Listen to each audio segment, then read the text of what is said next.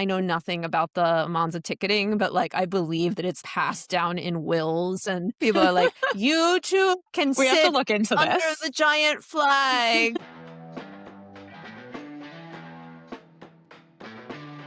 Welcome to Brand Formula, a new podcast focused on the marketing and brands at play in Formula One today. Your hosts are myself, I'm Mordecai, and my co-host is Elyssa Margulis. Between us, we have 30 years of marketing experience across agencies, in-house at brands, digital platforms, content studios, and more. We're also big F1 fans.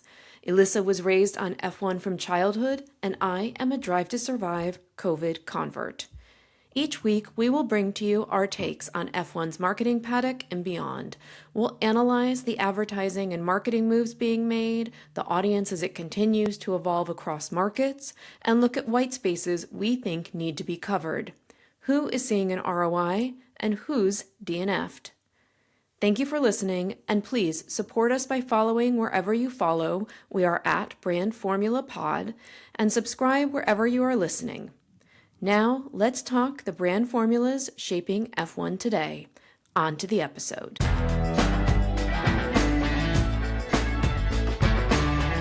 Welcome to Brand Formula. It's episode 8, and we are finally heading into a race week again. I'm going to need a Cuban coffee just to stay up for these races, but most importantly, you will be there. Miami, here you come.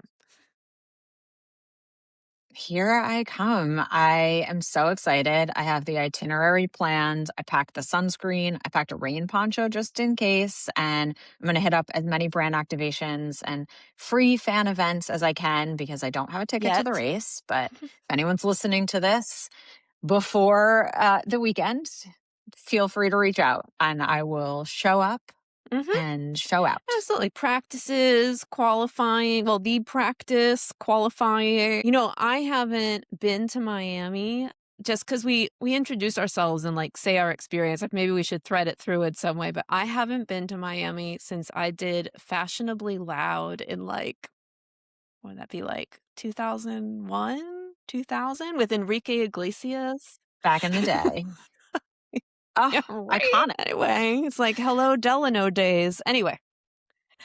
So this week was really a lot about regulation, which we are not going to dive deep into. Listen to P1. I listen to the Sky F1 podcast. I think the bottom line is we're going to just watch, and it's a test and learn, and we get to watch that test and learn, unlike the ones that are done in secret. So like the 90-minute practice will be really informative, and I'm curious to see how the starts go, which is literally a trial and error testing. So we'll see about that. And then the other thing, we do have a little clip of it on our social profiles, but Harry Styles also wore Enchanté this week, Danny Rick's brand, and that was a little bit of a cultural peak moment. There were a lot of people excited about the merch. I guess this is the second time he's worn it. Yeah, that's a huge stamp of approval. Yeah. I mean, in peak week of potentially engaged Harry Styles. So, but the other piece of news that we had this week and what's relevant to what we want to talk about is that Turkey is going to be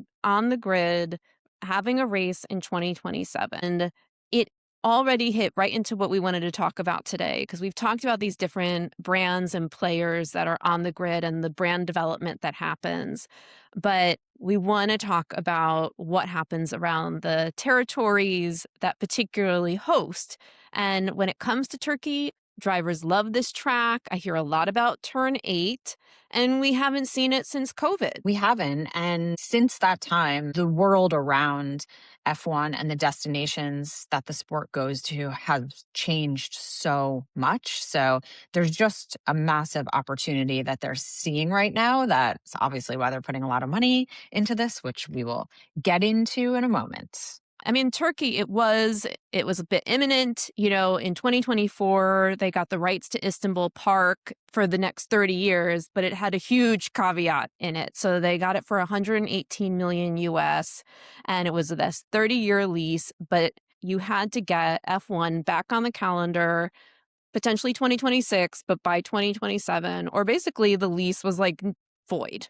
and there were going to be financial penalties. So I guess the it's got to happen or not worked because they got a 5-year deal. And so that turn 8 is going to be there. And it's a total win for them in what it can be. And what we really want to look at today is what this sort of looks at in terms of a formula, because the ROI on this, it's media reach and sentiment shift for a host goes over that cost of hosting, and then you add that into the long-term FDI. So the idea of that investment that is happening. So that's everything from the actual investment of people coming, it's talking about jobs and tourism and just the service that F1 brings. And the fact that Turkey was able to come into this, they're expecting that it'll bring in over 200 million in spectators and tourists. They paid numbers that are pretty high, and they beat out some really strong competition, which they beat out South Korea, which they were looking to do a street race outside of Seoul, and that would have been absolutely fascinating. And then the one that I think is a little bit closer to both of our hearts was South Africa was really close. And it is Lewis Hamilton's, one of his dreams and goals is that before he leaves, he gets to race in Africa, because Africa has not been in the system at all for this. And so that has been pushed to 28, 29. The basic gist of this was that both Korea and South Africa could not come with something that's already built, while Istanbul Park is already set up. So it already exists, they are ready to roll, and there wasn't a lot of infrastructure that had to go in. But we really do want to see Lewis's dreams come true. I really do. And I mean, I want to see this dream come true. And I am holding the people that can make it happen to their word, because Stefano, the F1 CEO, and South Africa's sports minister have literally promised Lewis that this will happen, that there will be a race in Africa before he retires. And it's urgent because he's obviously going to retire in the next few years, we assume. And it's urgent because Africa is the only inhabited continent without a race on what is supposed to be a world championship calendar. So it doesn't really make sense if you're thinking about the world and all of the places that F1 is already going. There's 827 million worldwide fans of F1 and not one race on the second largest continent by population. That being said, you brought up that there is the infrastructure in some of these other places, and there isn't that in South Africa because the circuit is actually not up to the FIA grade 1, which will cost around 5 to 10 million just to bring it up there. And then F1 requires a government guarantee on the hosting fee. And for a nation like South Africa, a continent like Africa, they're still negotiating with them to allow private sector backing because they don't have the money that a sovereign nation does or that Turkey does to buy their way into having a race there. So there's a lot to get into when it comes to geopolitics and the investment around F1, but it's going to happen. It It has to has to happen. happen, and it will be so incredibly important because, as we'll get into today, and the reason why we wanted to talk about these host countries, host cities, is because there's an amazing amount of brand work that gets to change in this. And the unfortunate side of that is that one of the reasons that we need to talk about this is the very reason we've had no race. You have two countries in the Middle East that have lost races. So they've lost of the, say, about 200 million in revenue each per race, just for the actual race weekend that's happening. And already that then all of that FDI that I mentioned, so all of that tourism, the jobs and that security, but really let's talk tourism, is really getting hit with that. And that is a huge step back from a branding perspective and a huge reason that you're there. Yes, people's feet, but when they go to Bahrain or when they go, I know particularly there's a stat around Abu Dhabi that over 60% of those that attend Abu Dhabi then go to other Emirates while they're in the area. So they'll go to Dubai and have a nice time there, and more tourism dollars, more in the area. And also it's brought Qatar Airways to the top of what can be there in this territory. And the Middle East has taken this very seriously. And I bring this up as you talk about Africa, and well, maybe we cover the Middle East first in this because the Middle East is so invested in F1 across the board. They are the number one sort of financial game changer of F1, and that actually supports the European races, which are a little bit smaller and don't have as much of a buy-in because they're on a bit of historical contracts, like anything. And with the Middle East, you're seeing rates of or hosting fees of about 55 million per race. So like a European track is doing like half that. So they're subsidizing these races. And to have lost that amount of income, the direct, that 200 million, and the kind of difficulties and crisis management that has to come into this, it's sort of like the hit that's still hitting. Yeah, it's about changing the perspective. Abu Dhabi's about a luxury lifestyle. So much, I think, of what happens after this and what affects the marketing decisions of changing this message. Yeah. And when we look at what Turkey is looking to get out of now having a race, they also see it as an opportunity instead of being perceived as like a quick getaway, a cheaper destination. We see people are looking at Turkey in that way. And what F1 does is it comes in, you've got a title sponsor of LVMH. They're spraying Moe all over each other, except for Kimmy. in, when it comes to these spaces. And the formula for the Middle East in that case is that they are getting that brand equity by taking that prestige, that historical prestige, with the global visibility that F1 brings. And then they're balancing that out with this perceived risk and trying to rebrand. And it has changed in the last decade in terms of a destination, a lot due to the media properties they have put out. And it's done from a very high-end point of view. And so Turkey wants to do that, is start to bring in that higher money. Interesting. It sounds like they've really elevated the port to be more of a luxury destination. But with all of these, when they started bringing in these Middle East races, they're paying a much higher hosting fee. So Saudi's paying 55 million, as is Qatar, and then Abu Dhabi's 45, Bahrain 50, and they're getting between 200, like Bahrain gets 100 million, but then it's like 240 million for Saudi is what a race weekend's economic impact is. But Abu Dhabi, it's the last race of the season, so it's like 340 million. And they've made it really work for them. I mean, they have redone the brand perception to the point that they are a luxury destination. There's a lot of investment there. Being on the innovation side of things in business, some of the most innovative work is happening. What Riyadh is doing, God forbid, in the metaverse, it's really game-changing work and some of the most exciting technology innovations and so on. And this goes into that FDI of infrastructure and everything. I mean, the ecosystem value of F1 being there is 1.3 billion annually, which is a bit of a hachu when we get into money in that space.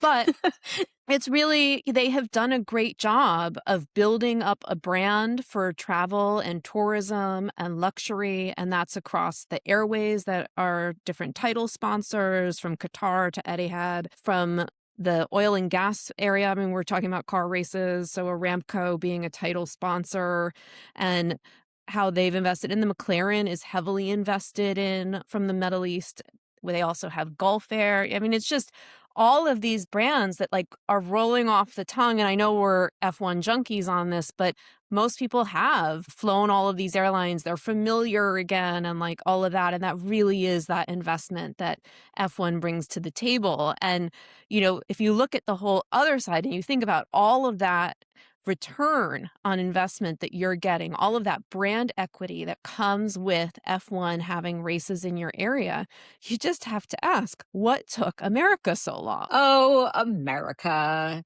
We really Who are you saying hit the we? bed I live over on F1. Sorry. Yeah, You're still I am. American. I'm a New Yorker.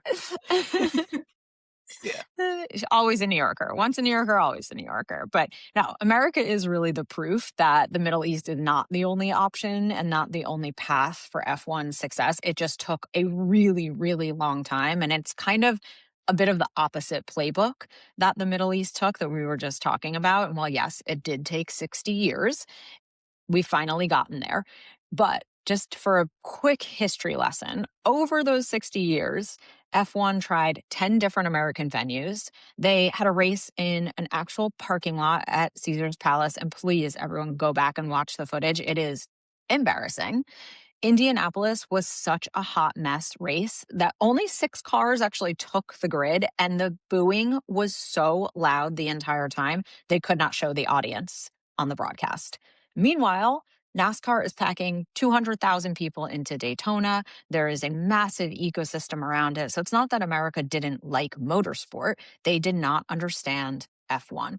F1 was coming to America as a European export, and they were really expecting American culture to get it. And we're not the same. We're not built the same. We come from a very, very different historical background, and you can't just import that into a different culture. And F1 really didn't tell the cultural story. They didn't create a path. They didn't set up the local storytelling or find ways to create unique connections between F1 and Americans. Plus, there was really no infrastructure for the casual fan. And so you weren't building new fan bases. You weren't getting people into the sport in a way that felt unique and authentic. You would think they were able to pour over some of those NASCAR fans that just loved motorsport, but people just didn't understand it because there was no way to get it. And it was a business model that was really set up to fail, a marketing strategy that never existed. And it took until 2016 to see at least some success. And I hate to admit this, but it was Taylor Swift that helped turn it around. What, one Swiftie on the podcast, one True not. story. This is the journey. This is we have to have balance. Exactly. We have to have balance. But CODA, which is Circuit of the Americas in Austin, was purposely built to provide the infrastructure that hadn't existed.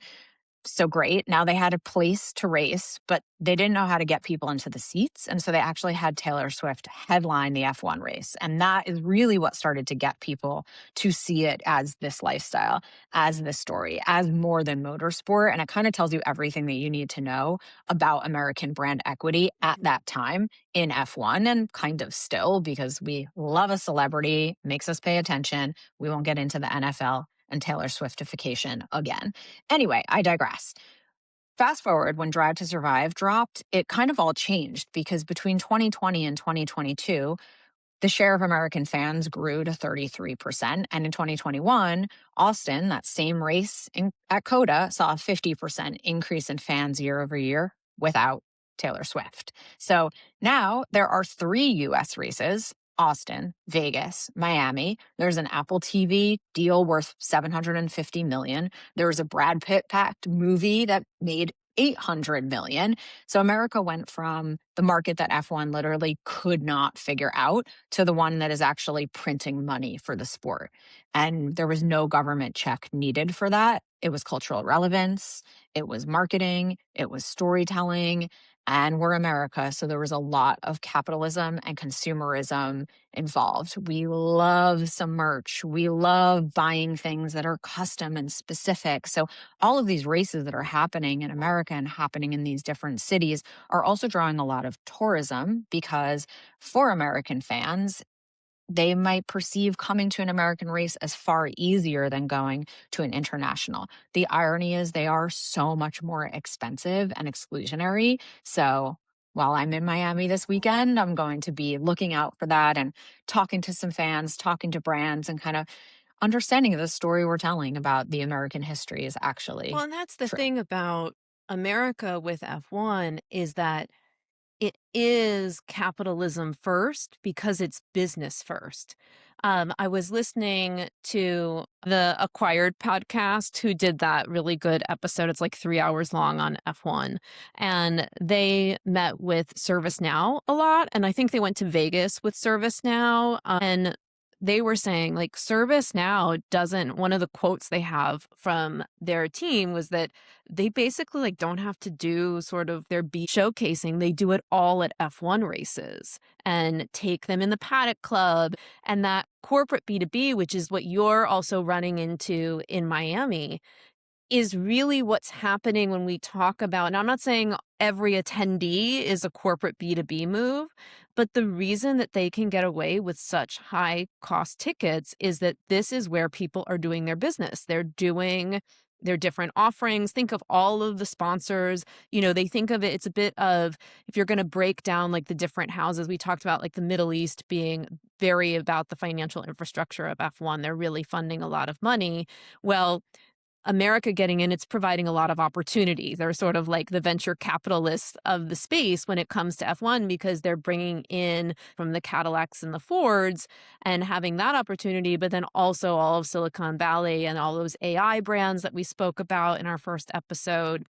And so you really see that corporate B2B marketing being such a reason that the money is coming in, which doesn't read well from a fan perspective, but does read well from a money perspective on the actual race weekends. And, it is interesting as it continues to grow, but the formula, if we were breaking it down, because we wanted to start putting in some brand formulas here, is that you have all of that revenue, that economic impact, which is around $1 billion for Vegas, around $1 billion for Coda. Miami's 505 million, they say, but again, weird maths in that. I don't fully know. And that's race attendance by ticket price, but then that lifestyle value. So again, you're moving into that high-end consumer and what that opportunity is, but then it's that corporate B2B, and that is the total revenue.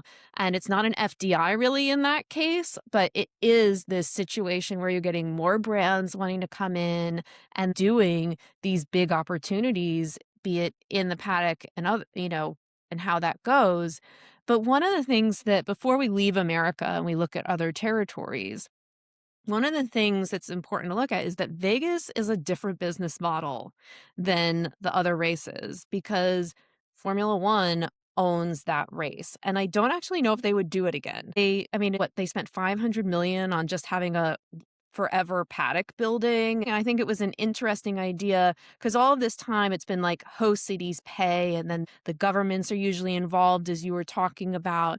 But Vegas, they kind of got a little selfish, and I don't know if it was the right business move. Again, I don't know if they would repeat it. What did you think of that? To me, it's ridiculous spend for a one-time moment. So I actually think where they need to think about the evolution of that investment is what happens beyond the Vegas race. So how do you use it to engage American fans in different ways? But going back to the B2B part, one thing that I do think is a global factor is that business happens at F1 and that you cannot separate the fact that high-powered business leaders are always going to be in places of luxury and proximity to power. And F1 has always been that place, which is part of the reason that it had a hard time coming to America because our motorsport was much more relatable.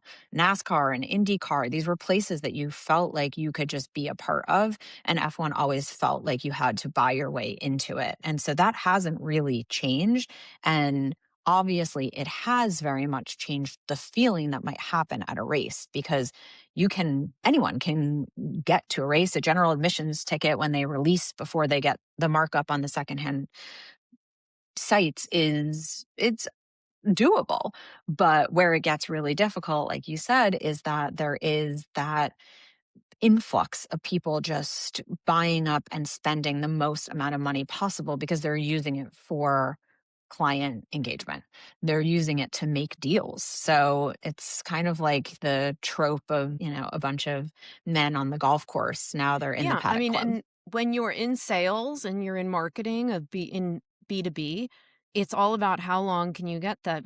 I'm prepping myself for my Cannes Lions schedule, and like having a coffee is one thing, going to your event is one thing, having dinner with you on the 4 nights that I'm in Cannes, that's a commitment because that means that I can't leave the table for an hour, hour and a half. We've just, we've been in the game for long enough. I value that stuff and I don't want to have a bad evening. But it is that experience. And so you have an opportunity, even when we were, spoiler alert, planning for our live viewing party, which we have, if you're UK based, you can hit us up if you happen to get this far in the podcast. We have our first live viewing party at Soho House for Silverstone. And we were talking about, we're doing it with the Sunday Society girls. And we were talking about getting Legos because even us, all diehard F1s are like, we're going to need something because the race is long. There's a love lot it. of time. And if you're in sales and marketing on the B2B side, you want your prospect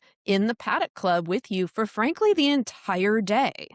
And we see it when Ted walks around and we see everyone in the different teams. And mind you, all the teams are doing the same B2B marketing there. So, but They also got to their get sponsors sponsors. are. I mean, going Their back to our sponsors are like, earlier great, episode. like Yeah. ServiceNow is like, great, I pay you all this money. I'm going to use the Paddock Club to wine and dine our potential big ticket clients. And that is a huge part of what's going on at the actual races, which for me turns me off from wanting to be at the Grand Prix day.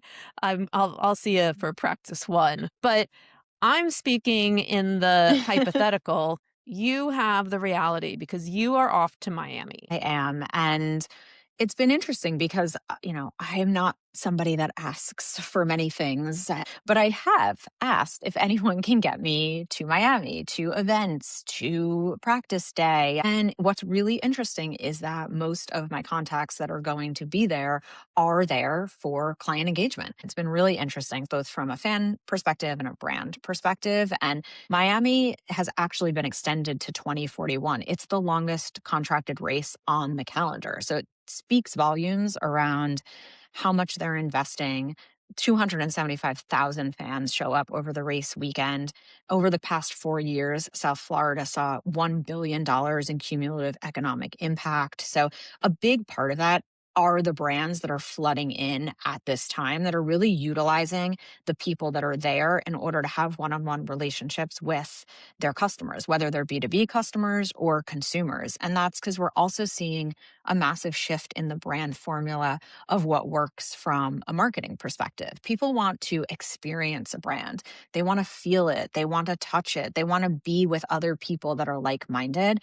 And so activating in this experiential way attached to this massive, massive fandom is really, really smart. F1 isn't just selling a race. It's also selling the experience, the city, the access. So some of the brand things that I've looked at, one, I thought, my Amex card can get me into something. No, Amex is having a supper club on South Beach. It's $3,000 a ticket. So I will not be going to that one. However, McLaren is partnering with Sonic, which is part of Sega, for a free fan experience, which is the entire weekend. And then there's also viewing parties with Williams, Aston Martin, Cadillac. So there's a lot of teams that are activating from a fan perspective and bringing some of their brand partners in to activate, which is really, really smart. And I think for those brands, really, really important in order to get in places with fans that can't get to the race. This one kind of blew my mind, but MSC Cruises actually built a yacht club now inside of the track. So it looks like a 3-story yacht inside of the venue. So I'm kind of bummed I can't see that, but you never know. Maybe I'll get that. And then there's also a lot that's happening just from a cultural perspective. Zuma, a global restaurant brand, has partnered with Mercedes to do local influenced food experiences around different global races. So in Miami, it's Caribbean themed. And then we're seeing a financial services company, Empower, come to Miami, and they're specifically doing a partnership that's targeting Gen Z fans on the ground, which I thought was really interesting. And then if I do get into the paddock, I will be getting glammed up because Sephora has come on to be the exclusive official beauty retail partner of F1. And that's really, really important because this is not an F1 Academy partnership. This is a partnership with F1. And they're setting up these glam bars within the paddock club, which is amazing. So there's also Aloe Yoga in the paddock club that is geared towards more of that female fan base. So really deliberate activations for this massive influx of women that are coming into the sport. And I get to say this because I'm 3,000 miles away, but I do hope you tell Sephora and Aloe Yoga to fight for more than experiential. We've already covered this in our female fandom, but we want to see this Yes. female fandom get celebrated beyond the grid. And, you will survive without the carbone rigatoni for a night. I can't even eat it. I have celiac. There we go.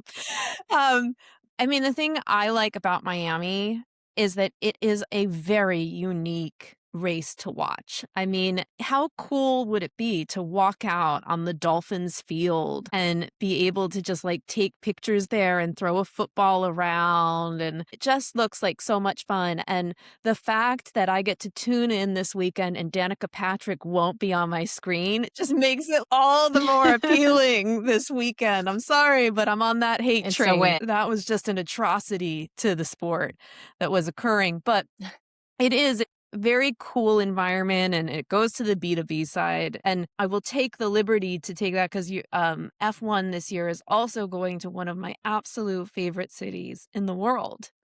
And that is, we're going to head to Europe where I'm based, and we're going to talk about the fact that we have a new race on the grid. They came in at Middle East numbers, so they paid the 50 million to, or was it 55 to be there.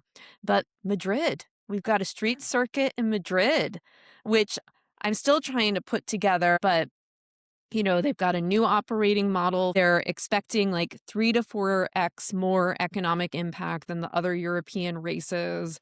So, what we're expecting to see is kind of exciting.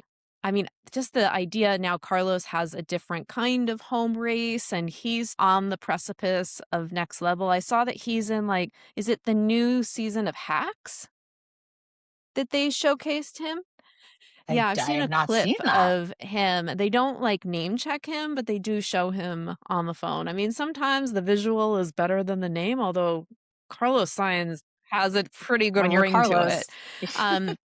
But super cool to see that Madrid is going to be one of the new debut races that's coming out. And what we see in Europe is that it really is that regional value. It's very important to these different areas because we're talking about a lot of them, particularly obviously when we get to Silverstone, what is it, 70% of the F1 jobs and infrastructure is based in the Milton Keynes, Midlands area of England. So it really is about jobs. It's about innovation that spins off from it and heritage when you get into this. And so if we're going to talk about Europe, we need to talk about what that really is in terms of that formula, because not only will Madrid be interesting, but when you cross compare, you have Silverstone, which is basically like the home of the grid. It's a 12 billion pound industry here in the UK, F1. And the history is there. As you mentioned, bringing it into the US was that journey from Europe. We have Madrid, Monaco, legendary, very into that high end side. But I'm going to let you take it from here when we talk about Monza. You really have to think about the fact that Italy, they pay their way into F1 with not money, but with legitimacy. And in a way, you can't really separate F1 from Italy. And I think a lot of people, when they think about the history of F1, they think about Italy, they think about Ferrari. Really, F1 kind of used Italy to build its brand and not the other way around. And I can personally say the car culture in Italy is what made me love motorsport, what made me become a lifetime Ferrari fan. There's something in the air there, in the way that people move there that makes it just something different. It's indescribable. Anyway, the Italian GP. It is the one race where the host nation's identity and the actual sport are indistinguishable from one another. You see Rosso Corsa everywhere, just the red of Ferrari. The flag that the Tifosi waves, I mean, it's 3 stories long. It is so iconic. Monza has it's a Ferrari race. I mean, even when they don't win, it is about Ferrari. It's also been on the F1 calendar every year since 1950, and it's the only race that has never been dropped from the calendar. So while we're talking about Italy, though, while the race has always been there, the drivers love it. They love Monza. It's such an iconic track. I imagine Monza tickets being a lot like just having been a subscriber to Madison Square Garden seats. So I was a WNBA subscriber from the beginning, and you move up, and then my cousins all have Rangers tickets, and my uncle has had them, and they are very, very close to the rink now. And those tickets are a really big deal, but they're inherited that you move closer and closer. And I just sort of imagine, I know nothing about the Monza ticketing, but like I believe that it's passed down in wills and people are like, you too can We have to sit look into under this. the giant flag and be there. But also, and Yeah. Drive to Survive narrated this beautifully, and Charles has had these iconic moments.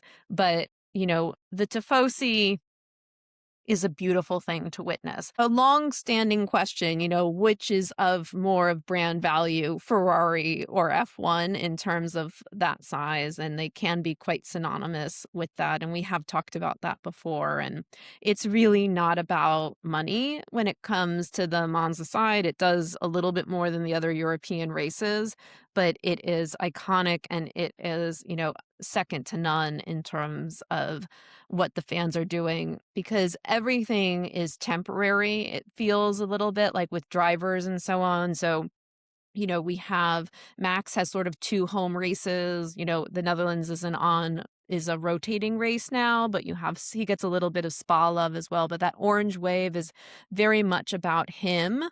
And you have that occur, and I know Lando's grandstand is 4x what it was last year, and so very driver dependent, and I don't think that people only go to Silverstone for drivers, but Monza is Ferrari land, and if you are so lucky, and that's why assumably Lewis has done this, is he wanted to be part of that. Like, you can't get bigger than Ferrari, and you can't get bigger than Lewis Hamilton, and so that is the most beautiful thing. But now a lot of the European sort of classic races are moving to a rotating calendar like the Hungaroring, but you will still see them out, and it is kind of exciting, and it is that old guard, that historic preservation of this sport, which is so incredibly important as it goes forward. And that's all we really wanted to cover in terms of these territories and the value created and the brand opportunity for all of these governments to be invested, for the big ticket industries of each of these territories, from tourism, the airlines, to the oil and gas infrastructures that they have and the big companies. This is a place that global enterprises really get to be seen by the clients that they want to be seen by.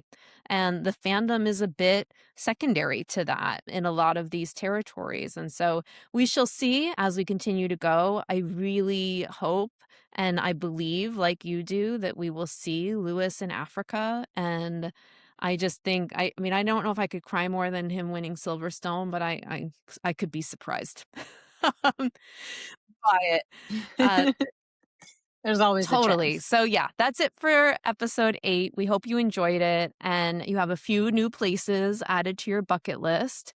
I can tell you where to go to coffee in Madrid and all of these cities. Quite frankly, I know where to go. But we are Brand Formula, an F1 marketing podcast. We're here to break down the formulas and the brands around F1, the teams, drivers, host countries and cities, and the FIA, and all they're doing on and off the grid to support the brand value at play. So please like and subscribe. We are at Brand Formula Pod. We're having a little bit of fun on our socials. We're trying new things, and we love to connect with people there. So please support us however is easy for you, wherever is easy for you. So thank you for listening, and goodbye for now. Lights out. Lights out.